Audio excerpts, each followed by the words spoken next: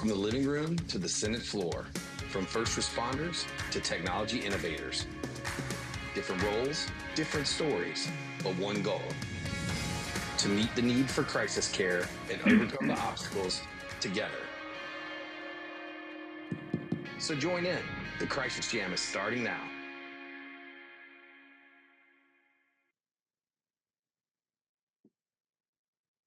Hello, and welcome to episode 232 of the 98 Crisis Jam. Today we're going to be getting started and looking forward to our feature discussion, as we talked about in the pre-show, with Ted Lutterman from NRI, discussing building their crisis response. So just a couple of housekeeping items. Remember, with our 988 Crisis Jam, just to use your speaker view, and remember to stay on mute unless speaking. Feel free to join in and put in lots of comments in the chat. This is still our current website for the Crisis Jam. It's talk.crisisnow.com, where you can get registered for the Crisis Jam. Remember, you register individually. It's also where you can get access to all the past videos and episodes, content, articles from Stephanie, and being able to see those things. I'm teasing that we have a new website coming with a web domain name that's actually going to be easier to remember, but that's all the details I'm allowed to give at this point. And then obviously, like I said, you can see get all of our content and previous videos from before on YouTube and be able to check them out. So feel free to subscribe and like. Coming up, and save the date, 98 Day, September 8th. We'll be here before we know it. We're going to do, the theme this year is compassionate help, anytime, anywhere. And there's some great stuff on the SAMHSA website for SAMHSA Toolkit in terms of backgrounds, social media, and other tools that you can access and use. Here's some examples of some of the focus things that you can see. And then definitely want you to save the date for next week, episode 233. My dear friend Tanja Miles is going to be the moderator with our Principal Deputy Assistant Secretary, Dr. Art Kleinschmidt. And they're going to be talking about the miracle of recovery. And both of these folks have such a strong belief in the power of recovery, the use of peer support, the need to continue to bring a holistic, whole person value form of care to the work that we do. I'm really excited about Tanja and Dr. Art Kleinschmidt participating in this fireside chat next week. And then coming in September, and I think it's 3 weeks or so, we start season 6 of the Crisis Jam. The sneak peek of that will be September 17th. We're going to have Battle of the Bills. And we're going to have examples of multiple different types of legislation and some amazing legislation. I've heard Rep. Steve Ilsen and Senator Tina Orwell talk about some of the things that they've introduced in the state of Washington as well as the state of Utah. So encourage everyone to get your states and your state legislators to tune into this one and be able to check it out, because there's just going to be a wealth of information to understand some of the things that you can do in your states to further push forward crisis work and the crisis effectiveness. Now this, Richard, I'm hoping you can join and let me know when you're on. We are going to go into our hot seat in just a second. This picture, through the power of I don't know what, but it looks like there could be a little bit of a blur of a Photoshop in there. We have this picture of Richard McKeon in his office posting the paper. This really did happen. This picture, I'm not so sure, Richard, but you're looking sharp in it. Are you able to join?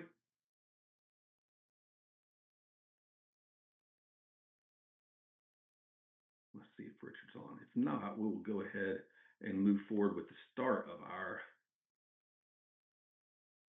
not on yet, but as you see, what the question for our trivia, we've got a twofold trivia question today. We're going to start with this question where the audience can answer, and then we're going to go with the over-under on that. So that did happen, and Dr. McKeon did take the window of his office at SAMHSA so that others walking the hall would see it. Would it be A, a statewide crisis line dashboard, B, a flyer to sign up for the SAMHSA softball team? And by the way, Richard was an excellent player on that team from what I've heard. This was about circa 2008, as David said in the chat. So just to give you a time sense of that. C, the suicide risk assessment logic map, or D, a timeline for a national 3-digit hotline. So let's enter in our answers. And let's get the showdown.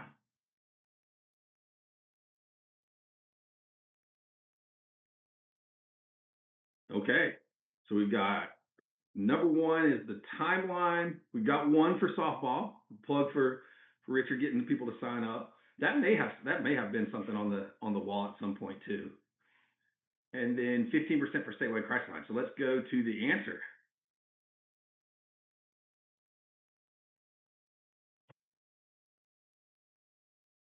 And the answer is dashboards. So the primary goal, the primary goal of these dashboards we can put up was to get moving forward on creating and hanging. He hung up this one from the state of Georgia to be able to get this moving forward and thinking about that. So I don't think Richard has joined yet, but let's. Oh no, he is. Richard's here. Hey, Richard, can you join? I'm here. Great. First of all, what do you think of that picture of you hanging the? Did you get to see I that? was Look how I sharp. was impressed. I had no idea anyone had taken that that picture. I was, and I like it because I look younger then. And Jane is asking in the chat, Richard, what position you held on the SAMHSA softball team? Pitcher. Pitcher. Okay, I thought that was. I had heard that, but I didn't know for sure. So that's good. So we've got a pitcher. Richard, And we're I going to. wish that I had been planning the 3-digit number since 2008. I cannot claim such credit. Yes. And as Jane said, still pitching for better mental health. That's great, Jane. So we're now going to go to the second page. So Richard, starting back then and putting that first dashboard up. So where would you guess now, and I want you to set the number of where you think how many states have a statewide dashboard, and then the audience, once you set the number, is going to pick between over under. Yeah, so I've been aware of several. Obviously, Georgia was an innovator, but I know that's certainly grown since then. And I now know the number exactly. But when I was initially asked this question about an hour ago, my estimate was 9 states would have something like this in terms of a statewide dashboard. 9 states. So that's the set. So if it is 9 on the dot, Richard, you win. We're going to ask the audience to think through, is it over or under? Now, do we have an actual poll to click on that over or under, or are we just going to be putting in thumbs up or thumbs down in the answers? Thumbs in the chat. All right. Let's get just a second or two to throw up what you think. I see a lot of thumbs ups so far.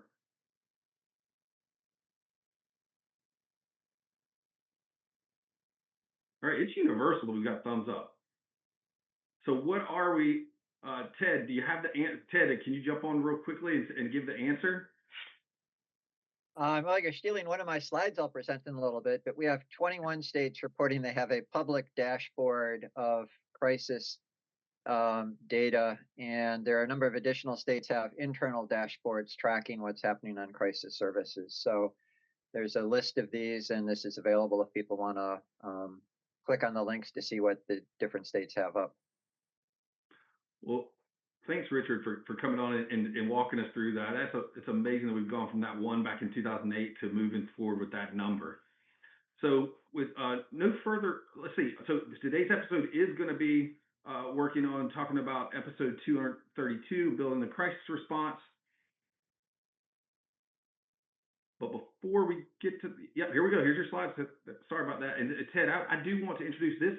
Is a paper by Nashville's Research Institute that Ted's first discussed and shared in the annual conference. It really did, I thought, a great job of kind of summarizing the momentum and where we've gone from 988 and how it's impacting states around the country. as they're evolving that, and shared some really not just what's being done, but also starting to branch into some of the outcomes of those things, but then moving us forward a lot of hope for things that we can continue to grow in the future. So with no further ado, really looking forward to hearing from you, Ted. Terrific. Well, thank you. So, and I want to start by thanking you, the Crisis Jam, for letting us share some of the work we've been doing with states to document their work implementing the full continuum of crisis services, starting to measure some of the outcomes across the continuum. And I want to thank the dedicated staff in the states who answered our questions, reviewed draft reports, provided edits. We ended up with responses from every state plus DC, and we even have some information from Puerto Rico and a couple PJs. And I also want to thank the CMHS and SAMHSA 988 crisis team who, although SAMHSA did not fund this, this is entirely a state-funded effort. They did provide some great review of the questions and suggestions for what to collect.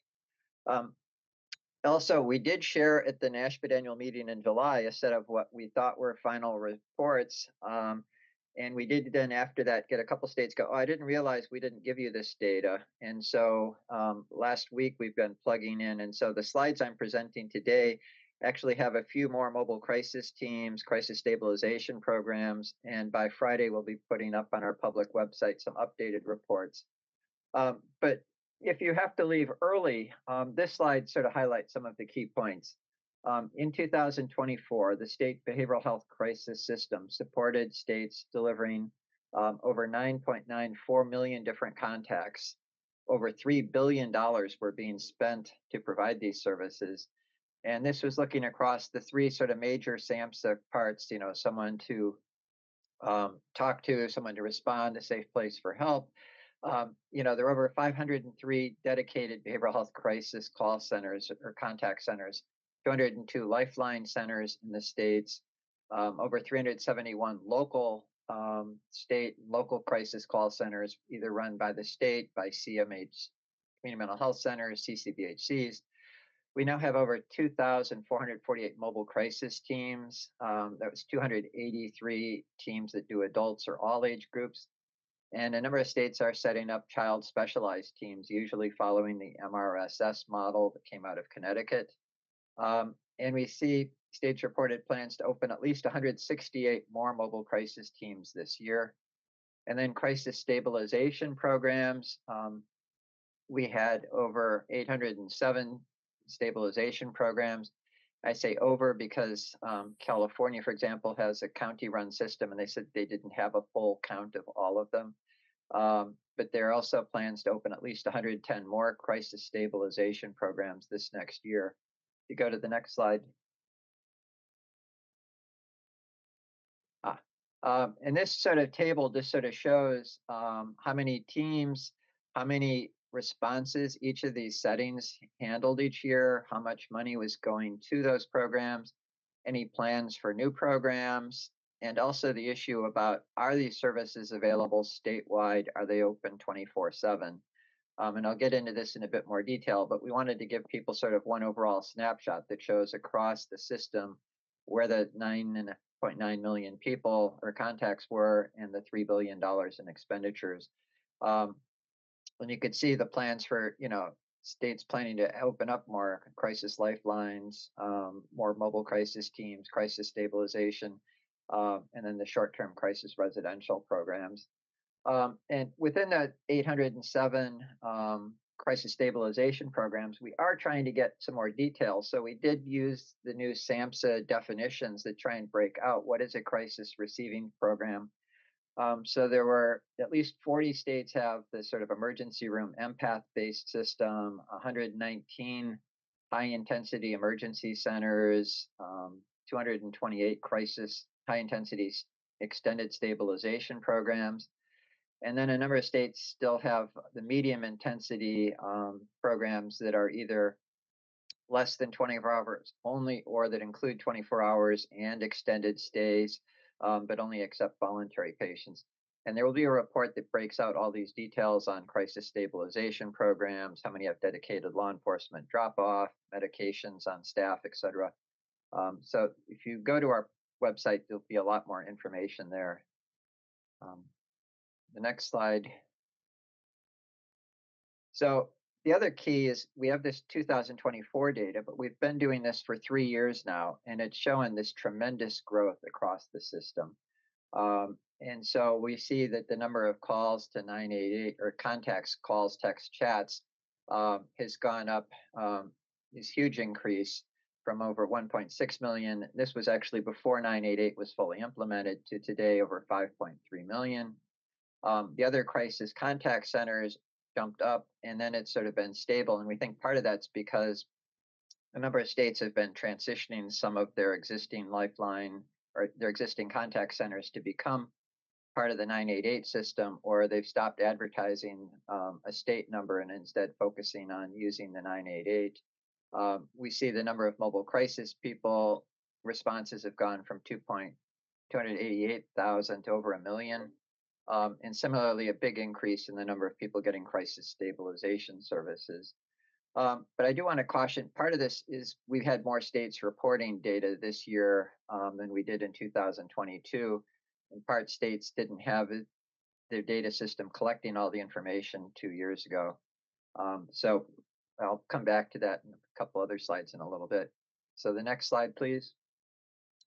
So this data comes from our state profile system, which was something that the states had us set up working with NASHBIT to collect comparable data from states to use for their policy and operations.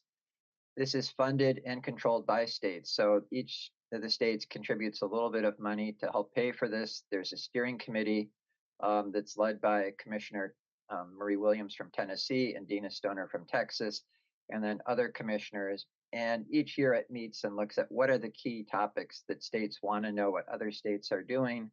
And then we put together work groups of experts to develop questions to figure out exactly what data exists elsewhere and what would be new questions. And then we work with the states to gather that information.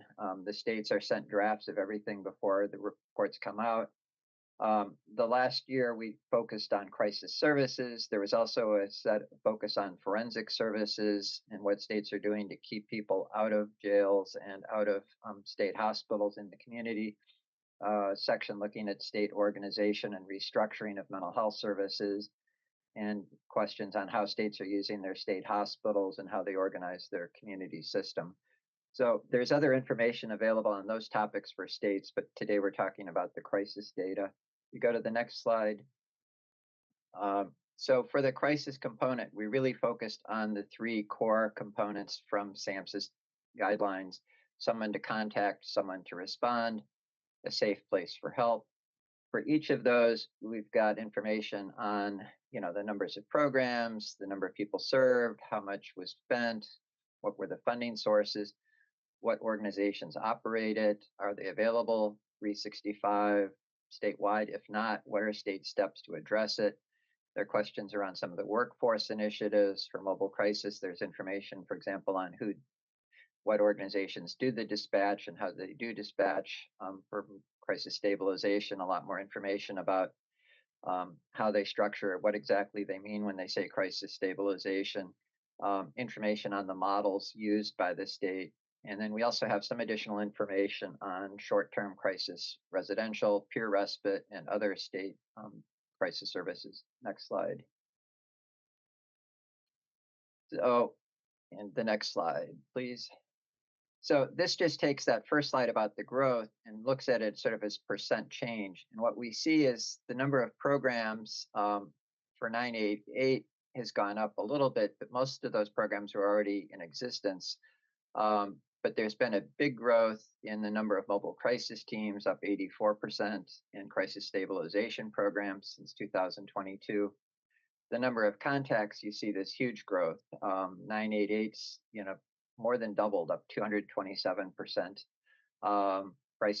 Mobile crisis, up 263%. Crisis stabilization up, and similarly, the funding has gone up across the board. So 988, although there are only a few more programs, they're handling so many more contacts, and funding is doubled, up 103%. If you go to the next slide. Now, as I said, the part of it, we weren't sure how much of it's because we had more states reporting than in this year than earlier years. So we also, the red or orange bars are states that gave us a number both in 2022 and in 2024. And so then we see the number of contacts at the 988 crisis center is up 157%, up, more than 1.5 times more. The number of people at other contact centers actually slightly decreased. Still a 40% increase in the number of people getting mobile crisis services, and over a doubling of the number of people getting crisis stabilization programs. But there were only 21 states that had numbers for both years. We also, though, in talking with states, think this is a bit of an undercount because some states did not have a crisis stabilization program, or they did not even have a mobile crisis team in 2022. So they didn't give us a number that year because they didn't have the program, and now they do have it. So I think we're going to be going back to states to try and figure out a bit more how to calculate the growth. But no matter how we look at it, it's been this impressive growth across the system. If you go to the next slide, it's the same picture for funding sources. You could see the overall with all states reporting, and then the orange bar are for like the 34 states that gave us how much money they spent for 988 in 2022 and 2024. The mobile crisis, spending over doubled for just the 27 states that gave us a number both years. So the message was really the states are spending a lot more. There are more people getting the service, more programs, and more funds. If you go to the next slide, as this map shows, every state has a 988 system, but there were 36 states reported supporting these 371 other crisis contact centers that handled over 2.6 million crisis calls, texts, or chats last year. And in some states, the way that mobile crisis is being dispatched is a combination of 988 and these local lines, or 988 local lines and 911 or other systems. But it's just important when we're talking about crisis contact centers, 988 is becoming increasingly the major source, but there are still these major other systems that are handling crisis contacts. Next slide, please. This shows how many mobile crisis teams there are in each state. Of the 2,400 some, you see they range from one mobile crisis team in one state to California had over 400 mobile crisis teams, 462 across their state. So there's information on how many teams are in each state. We also have how many people were served in each state. The next slide is a similar picture for crisis stabilization programs. Again, you see from states that don't have any, but several of those are planning to open one this year, up to 123 crisis stabilization programs in one of the large states. You go to the next slide. One of the other things we're looking at is, as I said, are these services available to anyone, anywhere in the state? The call centers are available no matter where you live, but what we see is still an issue and a lot of room for improvement that for mobile crisis teams, 32 states said they're available statewide, but 17 states said they're only available in parts of the state, typically in urban, suburban areas, but they're still needing to get them into rural areas. And not all mobile crisis teams are open 24/7, 365 days a year. 27 states said they are all their teams are operating 24/7, but 4 states said that none of their teams are yet running 24/7. And similarly for crisis stabilization, 15 states said they're available throughout the state, but 30 states said they only have mobile crisis teams in parts of their state. So depending on where you live, you may not have access. The next slide shows how this is growing over time. So we do see not only are more states having these programs, but they are expanding the 24/7 access, for example, for mobile crisis. It's gone from 20 states to 21 states to now 27, saying that they're all running 24/7. And similarly, we see a decrease in the number that are only some of them are 24/7. And similarly for statewide, we see an increase up to 32 states where they're all available statewide, reduction in how many are only available in parts of the state. So there is progress, but there's still, and one of the things we collected is policies and initiatives to try and broaden the access to make them more statewide, or at least to get them 24/7. Workforce being one of the key issues that states are struggling with. In terms of funding, this sort of breaks out how the funds are spent across the nation, the $3 billion. You could see also the average expenditures per state. So there's really a lot of money that the states are putting into this. The next slide looks at what are the funding sources. State general revenues are being used across the board, but the mental health block grant and SAMHSA funds have been critical also. The 988 grants that SAMHSA has, but the mental health block grant has this 5% set aside. What's interesting is states are using it differently. So some states are using the 5% to support their crisis contact centers, other states for mobile crisis, others for crisis receiving centers. Medicaid is being used quite a bit for mobile crisis and crisis receiving facilities.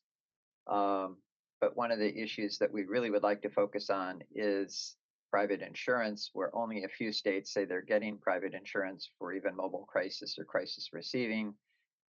They go out and serve anybody, even if they have private insurance, but states are struggling to get insurance to pay its share. Next slide, please. This was that map that we talked about earlier. So the states are collecting a lot of data on their crisis system, not just 988, but mobile crisis teams, crisis stabilization, being able to look at where people move through the systems. Some dashboards really just focus on 988, but some states have their dashboard covering the whole continuum of crisis services. These are all hot linked, so you can go and see which states have what. And there's a report on our website that has this where you could download and get the data. Next slide. In terms of outcomes, what we see is the crisis system really is working. In median state with 69% of crisis contact center calls were resolved there. They did not need anything else. 4.9% on average, or 3.4% of median, ended up with mobile crisis being dispatched. Only about 1% had law enforcement or EMS being used to respond. 13%, resulted in scheduling an outpatient or substance abuse visit, but not needing more intensive immediate services. Next slide. Similarly, for mobile crisis teams, 67% were resolved just when the mobile crisis team was there. They didn't need anything else. 17% ended up with them needing some additional care, going to a crisis stabilization program, or going to an emergency room was about 12% on the median, 15% on the average. The next slide. And for people that go to a crisis stabilization program, 81% on average, 88% was the median of people that were seen there.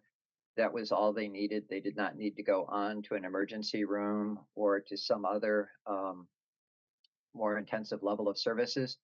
So the last slide I have here sort of puts that all together. We're trying to make this a little cleaner. If you go to the next slide, out of 100 calls to a crisis contact center, 81% of them were resolved by the person being, 80% were resolved by the person just done contacting the call center. 21 people ended up having mobile crisis dispatched. Less than 2% ended up with law enforcement or EMS. And of those that mobile crisis saw, the 21 people that mobile crisis went to, again, almost all of those people ended up being resolved just by mobile crisis. Only 4 people, 4.2, went on to need a crisis stabilization service. And about 1% or 2% had law enforcement or some other response. And then of those who went to the CSU, the 4.2 here, again, most of those had it resolved. Only 0.12%, less than one person, went on to an emergency department or a psychiatric hospital or other settings. You could see one person. So overall, out of 100 calls, by the time you get through the crisis continuum, 97 or 96 to 97 had their cases resolved successfully without needing to go to intensive care. They didn't need to go to an emergency room, to jail, or to a psychiatric hospital. So this is really what we've got. If you go to the last slide, I'm sorry if I went over on my time. The reports are available on our website at www.nriinc.org. We're going to have the updated reports with this last data that came in from states up by Friday. And we're working already with the steering committee to plan the next year's cycle. So if there's state people who would like to be involved, we'd love to get more people's ideas on what questions to collect. So we're going to be meeting in September to start planning the next cycle of data. Ted, thank you so much. Unbelievable amount of information about things that are happening, the momentum of 988, but still a reflection of some of the fragmented care and the growth that we still need to have, as well as continuing to improve. And even in the chat, it was sharing things that other pieces of information people would like to see and understand more about impact on the system. But the ability of you to be able to show in that really great slide at the end, the impact that the current system is having is really nice. And with that, I'd like to introduce our roundtable. Will be Dr. Matthew Goldman. It's so good to see you back, Matt. And you serve the perfect wearer of two types of hats, both being able to look at data pieces like this and give your thoughts and dissect it and help explain it to all of us, some of the insights and things that you see, as well as being part of design a crisis system with your other hat and how that fits into some of the things you're talking about. So really looking forward to hearing you share what you're thinking. Yeah, thanks, Chuck, and thank you, Ted. Amazing amount of information shared. There's so much to respond to and react to. I tried to consolidate my thoughts into 4 comments, which I will share here, and the last one has a slide that accompanies it. So the first is just to put the volume of services in perspective. So Ted described 5 million 988 calls, 3 million additional calls to call centers. I think I got that right. 1 million mobile crisis contacts. That is amazing in terms of the just volume of people who are served. And let's think of that relative to, there's a national sort of estimate that 911 calls annually across the United States number about 240 million 911 calls in a year. And there's sort of ballpark guesses that it might be about 10% of those calls are behavioral health related. So maybe call that 24 million 911 calls nationally happening every year, which then are likely to get some kind of dispatched resource, most often police. So 24 million versus 5 plus 3 plus 1, so that's 9 million service contacts plus the crisis state, which I'm not even counting in that figure. We're starting to get on track to reaching the scale of what 911 has done historically. And I think that's something that felt like, oh my God, 24 million calls a year. How are we ever going to get anything close to that scale? But we are on track for that as a system nationally. And that is worth recognizing in terms of major impacts on diverting calls from law enforcement response when appropriate, diverting 911 calls. So, with what Ted shared, there's clearly exponential growth happening year over year in terms of, utilization of these services and scaling of these services across the continuum. Given that we're starting to get close to the scale, it does raise the question of what is the total demand? Like, what would at scale look like? And again, we're on track for that. I think we're gonna, as a field, start having to really understand, like, well, are we at capacity? Have we saturated, supply to meet the full demand?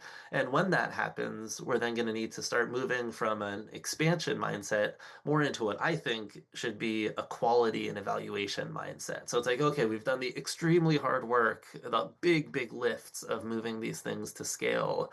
And now how are we doing? And really moving, 911 and emergency medical response has such a quality sort of orientation to it, quality of care, standards of practice. I think those are things that, once we're done with the growth phase and really transitioning into the sort of stabilization of the field phase, that's going to be exciting to see how that all evolves. There's one part of the continuum that still has a lot of growing to do that I want to call out specifically, which is the crisis stabilization and residential part. That is the part where, as Ted described, there's the least access across the states. There's sort of the least quantity of those. And it makes good sense why. It's the hardest to scale because it's the most expensive to stand up. It's got capital costs, you've got a ton more staff. It's just a much more complicated program model. From the costs that Ted cited, of the 3 billion annual that were described as being invested in crisis services across the whole continuum, half of that amount went into the facilities, 1.5 billion. So even though it's the least developed component of the continuum, it's already by far the most expensive component, and so scaling it will continue to be challenging. And so, it's very uneven across the country. There are some areas like where I live, King County and the Seattle metro area, where we're lucky to have local investments. Our county passed a property tax levy to fund development of crisis facilities, 5 facilities over the next 9 years to the tune of $1.25 billion. So there are some places I'm lucky to live in a place where there's this huge local investment. I also live in a state, Washington State, where we have a state bill that requires commercial payers to reimburse for crisis stabilization services. And so parity laws have made that possible. But it's really in the crisis stabilization space, I think, where there's the most vulnerability to the lack of insurance payment, which Ted named, and I saw some comments in the chat as well, that, the lack of Medicare paying for crisis stabilization services and the lack of commercial payers following in suit in all states except for the handful that have a parity bill that requires them to. That is the major gap. And that's where, maybe a local investment could more easily stand up mobile crisis because it's less expensive, but it's much harder for local investments to stand up crisis stabilization. We really need insurance universally to be paying for those types of services in order to reach that full scale that I think many of us recognize is needed. My second to last comment is I love the SAMHSA continuum of someone to call, someone to respond, somewhere safe to go. I believe there is a fourth part of the continuum, which is someone to follow up. And that's something that I've rung that bell for a long time, and I'll ring it here again. And the reason for mentioning it here is, and this is related to quality, what is the impact on all of these expanding crisis services on downstream services, on referrals to outpatient care? There's look at that. Oh my gosh, I didn't even know that this is here. That was like totally a plant. So someone to follow up, thank you. And I think there's a couple ideas of how crisis services might impact outpatient services. Some have the idea, well, we're going to open up all these doors to access care, and so that's going to flood demand for outpatient services, and outpatient services are already saturated, so how is that going? But then there's also the idea that right now, kind of everybody gets shunted into outpatient services. But if you have a crisis service that's able to resolve somebody's crisis in that moment or just in the near term, you might not need to send all of those folks to outpatient care. So that might actually open up some capacity in outpatient downstream services. We don't know what that balance is in terms of much more access, needing more referrals versus people who are having service needs met in crisis settings and then not needing outpatient referrals and diverting from outpatient settings. And so that's a big unknown question and something that I think we look forward to hopefully being able to characterize more as part of this continuum, what really is the impact on outpatient care. And then the last comment to make here, which perfect timing for this slide, is the state level data that Ted shared and worked so hard to collect is essential. There's also a lot to be understood at the program level. So many of you might recall that there was a mobile crisis survey that we conducted nationally. Preston Looper and myself did this with the support of Vibrant and SAMHSA a few years ago. And I'll put the link to the first version of the report in the chat. But we are very excited that Pew Charitable Trusts has funded a second version of the survey. And so this is coming this fall. I'm giving a kind of early heads up that this is coming and really encourage you all to spread the word.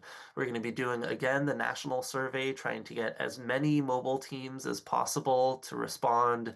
We're keeping a broad definition, so this would include mobile crisis programs, sort of traditional traditional ones with behavioral health providers, but also MRSS programs for youth, alternative and community response programs, co-responder programs that are primarily based in law enforcement with a behavioral health co-responder, really wanting to cast the net wide and both do a national survey, and we're also doing deep dives into 5 states to get complete data on those states to really understand capacity, adequacy, network adequacy, accessibility of mobile crisis in those settings. So very excited for that work to come, but thank you for Matt, tuning in to my long ramble and comments, but really excellent stuff, Ted. it was not a ramble at all, Matt. It was an amazing summary and some really key 4 points to kind of summarize for us that just generated tons of follow-up and kudos and agreement in the chat. So thank you for your time and expertise in sharing that, Matt. Richard, we're going to bring you back and kind of get our SAMHSA update. Thank you. Thank you so much. Very much appreciated it.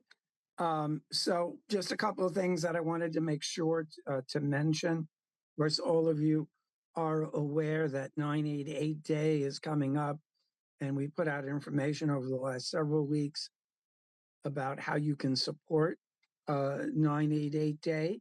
The Suicide Prevention Branch at SAMHSA has also put out information regarding how you can participate in Suicide Prevention Month. Staying here in August, however, wanted to make sure people were aware that later this afternoon at 2 o'clock, Vibrant is putting on a webinar on the appropriate use of emergency service interventions in 988 Lifeline Conversations. This is a session that's going to offer updated guidance on building and maintaining effective relationships with local public safety answering points, as well as strategies to navigate common challenges that may arise in these collaborations.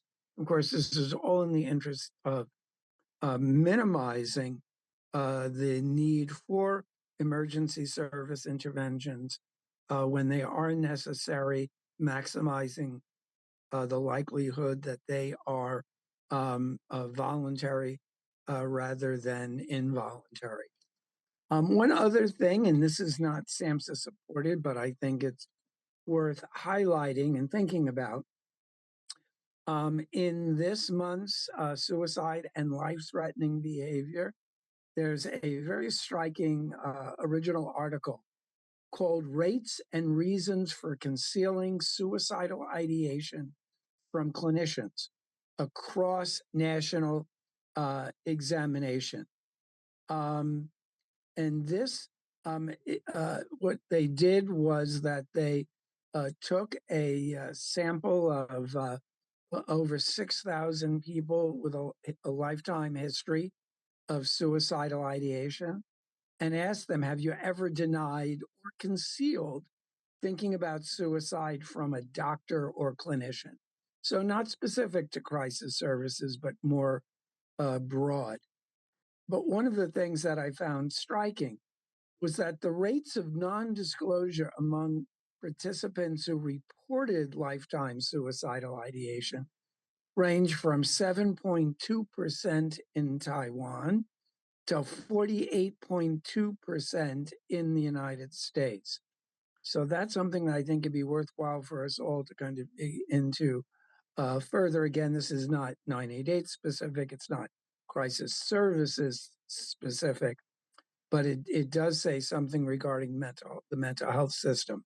The study also looks at various, inquired about rationales for either denying or concealing suicidal ideation. So it'd be a fascinating thing for us to perhaps talk about in a future crisis jam. So that's it for the SAMHSA update. Thanks so much, Richard. That's a really interesting topic to think about. And again, it helps us reflect on what are we doing in our system to make it easy and safe for people to be able to share what they're going through and understand that and the impact of those things. Wendy, thanks so much for being with us. Wendy Bailey's been for our Nashville update. Thank you for having me. I am going to just briefly talk about our crisis continuum of care in Mississippi. And Matthew, keep ringing that bell because you'll see on my slide, I've got someone to follow up as well. I'm right there with you. So in the state of Mississippi, we really do have most all of the components built out, but we're still working and we're still continuing to improve those. Our 988 calls just over the last year have increased by 15%, increased by about 16% the year before. So we know that more people are, of course, learning about 988 and taking advantage of using that first step in that crisis continuum. We average about a 97-98% in-state answer rate in the nation, so we're very proud of that.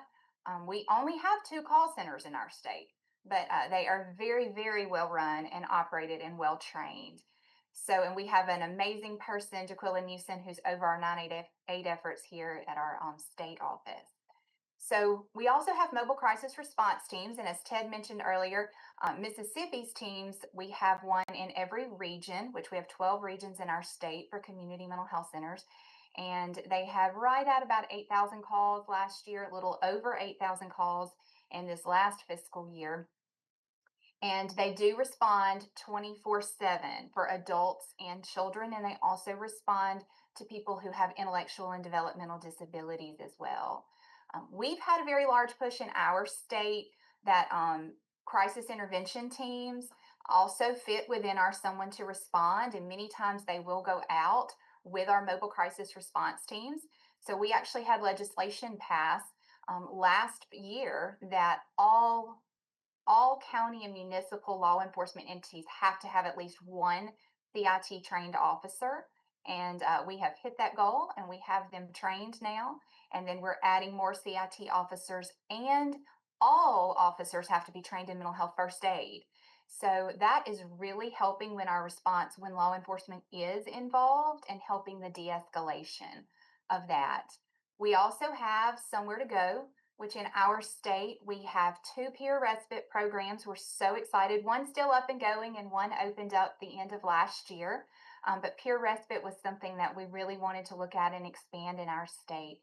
We have 2 hybrid crisis diversion units. So you would have the living room model and then also crisis stabilization beds as well that we're working towards. And then we have crisis stabilization units, which really is more along the terms of crisis residential. It's just we still call it crisis stabilization. But those crisis residential units served almost 4,000 people last year. But what's incredible about those in our state is they have a 93% diversion rate. So if you go to a crisis stabilization unit, 93% of the time you do not have to go on to a state hospital. So those are very well run in our state. However, we can go to the next slide. We know there's still gaps. So the road that we're on in Mississippi to address some of those gaps are the Rural Healthcare Transformation Program, which I'm sure all of you on this call are very familiar about. We're doing a proposal in our state for our governor for our psychiatric emergency services. We're calling it PES. That's the less than 24-hour care for a psychiatric emergency, where we could do some medical clearance and partner with some rural hospitals to be able to do that as well.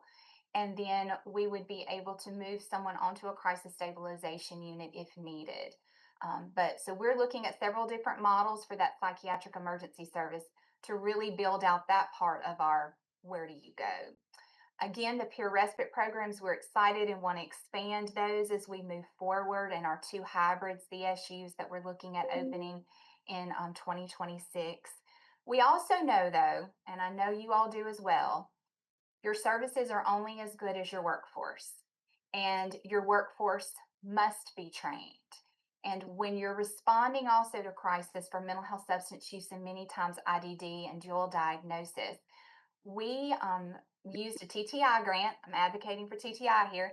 We used a TTI grant to do a monthly crisis training that we are doing with stakeholders across our state. And then we're also building out that training series that can be placed on a learning platform to where all new employees are able to do that as well and have access to those trainings, because we know with staff turnover, you've got to train your new staff coming in as well. So we've been excited working on that project with HMA. And then the last thing that we're doing that's also, I feel like part of the crisis continuum is many times when people go into the correctional system, when they re-enter into the community, they do not have access or knowledge of the mental health resources that are available to them and substance use resources that are available to them. So many times you see re-entry back into the correctional system or someone in a crisis situation. So we have started a reentry program. This is TTI2. We started a reentry program in the 2 women prisons in our state, where we're going to have peer bridgers established, working with NAMI Mississippi to also have groups, and then work on bridging those people as they're re-entering back into the community with the resources they need. So we're very excited about what we've accomplished so far. We've got far to go as well. But we believe firmly in the crisis continuum, and look forward to learning from other states as well as we keep building it out. That's all I've got. Thank you, Wendy, for sharing a statewide story of those outcomes and momentum going on. All right, I'll bring up, hey, Ursula, are you ready to join? Hi. Hey, Chuck. Hey. We are looking forward to hearing you talk a little bit more about this important topic. Quick story. No lie, I had no idea you were coming on today to be able to talk about this. I was just sharing about your website and the work you do, and a lecture I was doing related to suicide care to some of our counselors at an opioid treatment program in a rural area in North Carolina, and how helpful of a resource that is, because there's no DBT groups or other types of support groups in that area. So it's just apropos to be able to see you and have you share today. Thanks. Thanks to David for having me on today. I have a couple of slides to share. Some of you have been aware of the media in the last couple of weeks about ChatGPT and suicide, and people using using ChatGPT or other live chatbots as therapists. And you find conversations in communities like Reddit where essentially people are building their own AI therapists, so teaching ChatGPT how to become to be the best therapist. And so they'll take this example from, per se, Reddit and put it into their own ChatGPT and give it guidance like, please don't give me recommendations to reach out to other people for help or do these things. And a couple of the stories that we saw, and I'll see if I can just share here my screen, were about younger people and their experiences. And so in the chat here, what I'm sharing is a link to a document that has links to some of these stories and the personal experiences. So one was Sophie, whose mother wrote an op-ed about her experience and conversations over months that ultimately culminated in AI helping her refine her suicide note. So what we're finding is that, and I'm going to talk a moment about our peer support groups that my organization Now Matters Now runs. We're finding that people are they're really using these for therapy, and by and large, you're finding them very helpful. And then there are these use cases where this type of validation that the AI is meant to do goes terribly off the rails. And another example is Adam, who was even sharing, images and stuff. And there was this subtle sort of reinforcement, unfortunately, of the behavior. And I think what we're here to do is to say that there are alternatives to these type of things. And so let me just share for a moment here. So these are the examples of the stories that I was mentioning.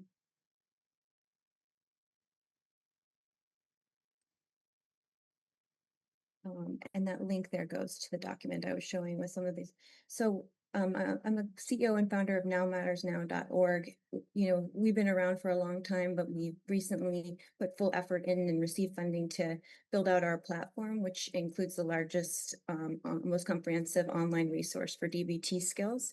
So those skills are focused around storytelling, people with lived experience, like myself, talking about how they got through those moments of suicidal crises without with and made it to the other side, like very specific details of how to use these skills in stories.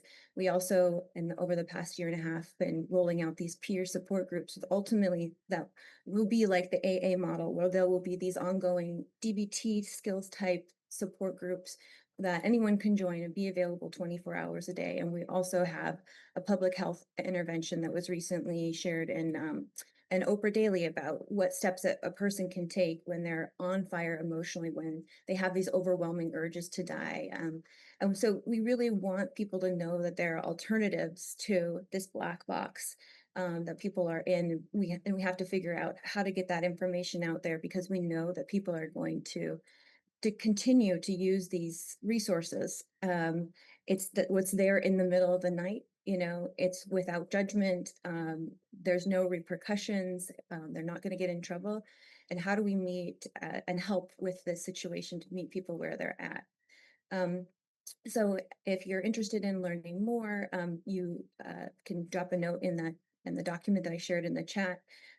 You can also visit our website and learn more. We have these ongoing meetings running. We're slowly scaling up and building out, making things as good as possible, that someday these can be all volunteer run. They are already all volunteer run, but we have extra supports in place. So thanks for giving me a moment to share about that. And I'll turn it back to you.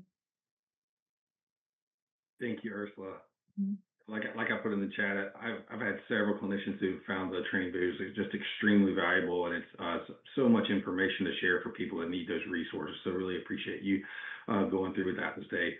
Want to thank Paul Gallis. We're going to move his Medicaid talk to just in the future. Going to bring in Heather Honaker real briefly to talk about our upcoming Crisis Con to see our crisis buddies in Indianapolis. I'm looking forward to that.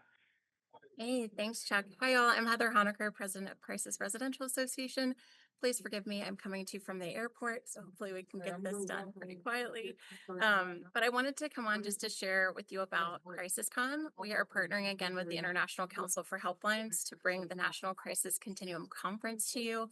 We will be in Indianapolis, Indiana from September 28th through October 1st.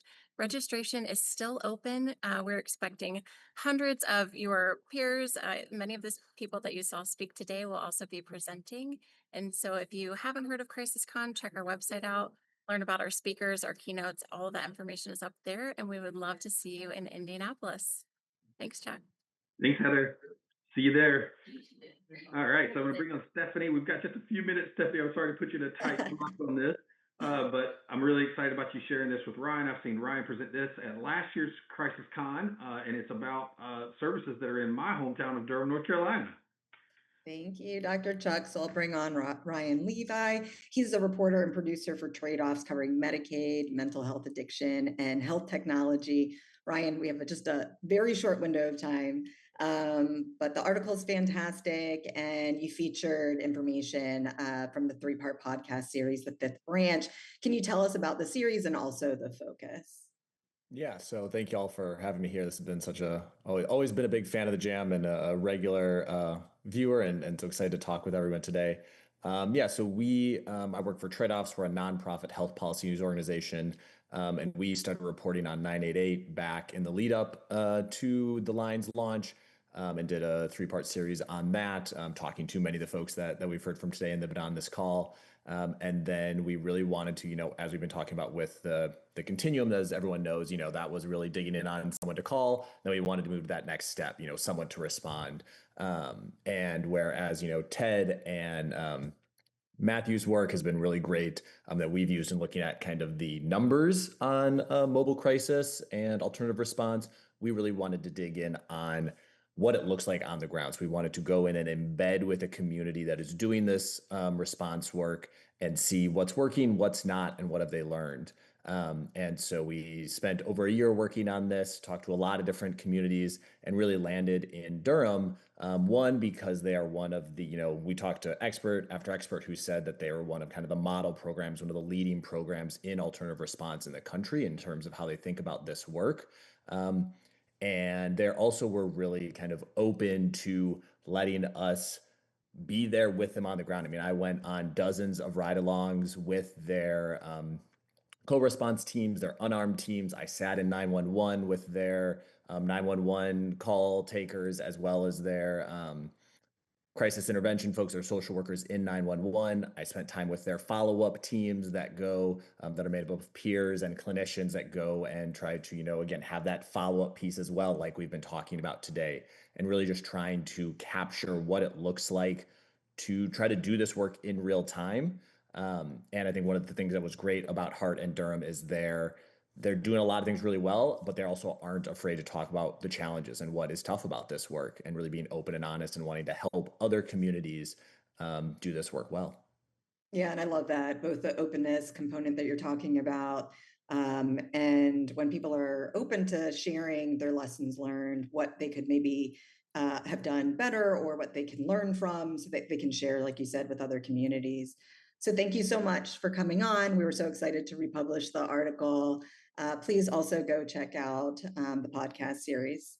Thank you. Good And I'll pass series. it back. Thanks, Ryan. Thanks, Stephanie. Thank you. So as we get ready to sign off, just a reminder for coming soon next week, feel free to please be excited about turning in to see in the Fireside Chat with Dr. Art Kleinschmidt, moderated by Tanja. Week after that, we'll be bringing in Steve Appleton from the Global Leadership Exchange to talk a little bit more about our international work and crisis around the world. And having 29 countries around the globe that have participated in those crisis summits, we're really excited about him being able to come in and kind of share and continue to bring that kind of international scope into our crisis jam as well. So thank you for watching, and I appreciate you all. Have a great day.